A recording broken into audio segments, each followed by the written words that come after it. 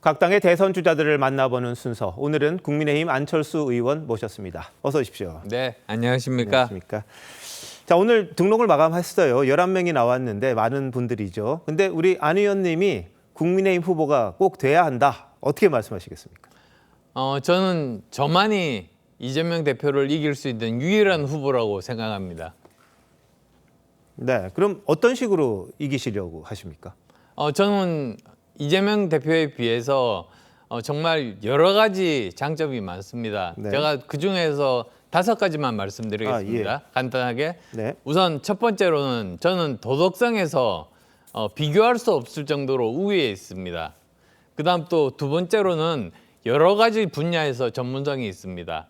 저는 의사였었고, 그다음에 또 기업가였었고, 그다음 과학자였었고, 그다음에 경영자, 그다음에 또 대학 교수, 네. 그리고 또 정치인을 역임했습니다. 네. 그러니까 저 같은 사람이 이런 그 의료 대란 문제라든지 또는 AI 산업을 발전을 시켜서 어떻게 하면 우리나라 경제를 발전시킬 수 있는지 거기에 제일 적임자라고 그렇게 생각합니다. 네.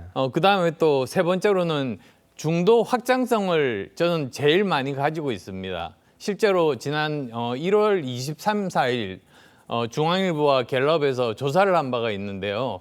20, 30대들 대상으로 조사를 해보니까 그중에서 이재명 대 이제 우리 후보 7명 중에서 제가 제일 많이 이겼습니다. 20, 30대 다 이겼고 30대 같으면 50대 31 정도로 20 정도로 이긴 그런 후보입니다. 그다음 또 네 번째로는 저는 노블리스 오블리주를 실천한 후보입니다.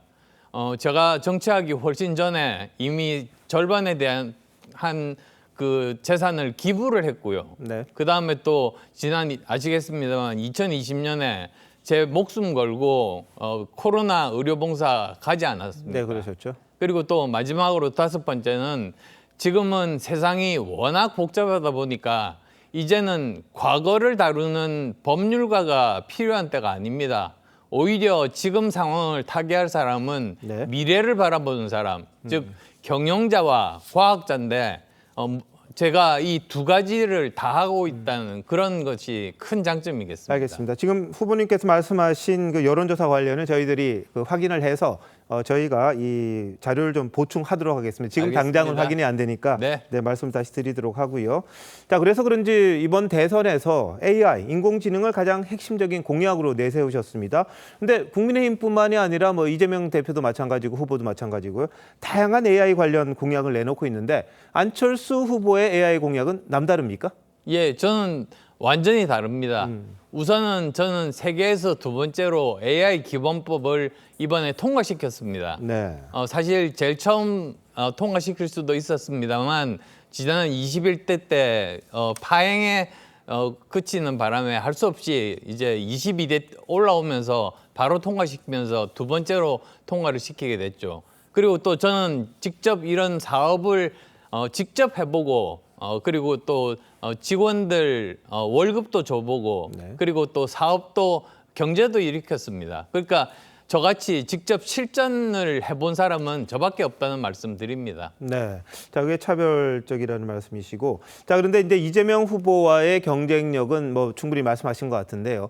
일단 당내 경선을 통과하셔야 되잖아요. 예. 근데 중도 확장성을 말씀하셨는데 이거는 실제적으로 지금 당내 경선이 좀 당원이라든지 무당파라든지 이런 분들이 지금 하게 돼 있단 말이죠. 예. 그 부분에 대해서는 어떤 식으로 좀 경선의 관문을 넘으실 생각이십니까?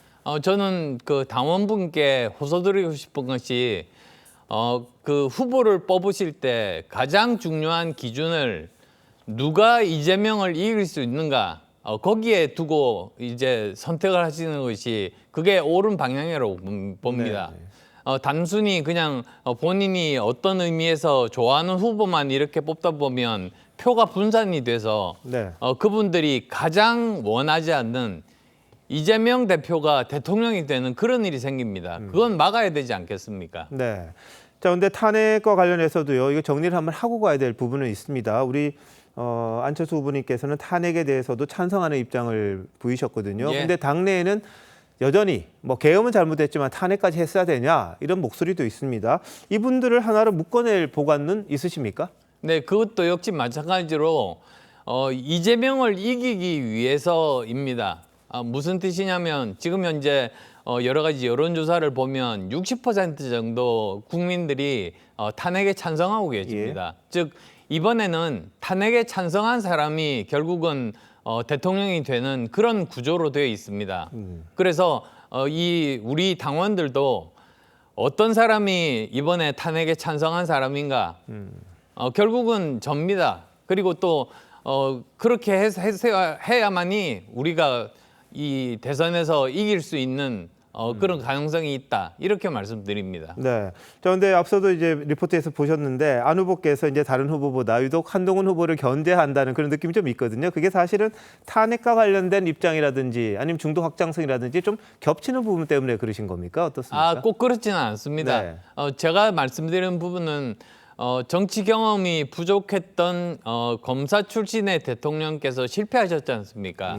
근데 우리나라 국민들이 연이어서 또 정치 경험이 부족한 이 검사 출신을 뽑지는 않을 거다. 그런 걱정해서 우려해서 드리는 말씀입니다. 알겠습니다. 내일 오세훈 서울시장 만나시잖아요. 그렇습니다. 그런데 오세훈 시장도 그렇고 유승민 전 의원도 경선 불참을 선언했는데 오 시장 만나는 게 나름 이유가 있을 겁니다. 이번 경선에 좀 영향이 있을까요?